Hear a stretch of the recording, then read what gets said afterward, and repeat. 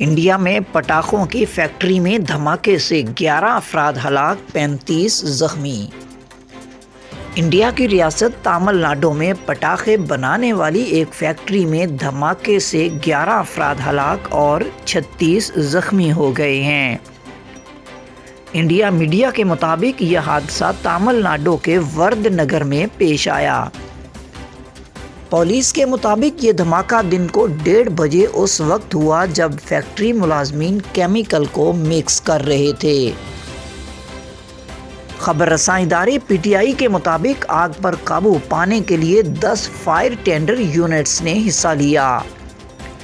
تامل ناڈو کی حکومت نے ہلاک ہونے والے افراد کے لیے 3 لاکھ جبکہ زخمیوں کے لیے 1 لاکھ روپے امداد کا اعلان کیا ہے۔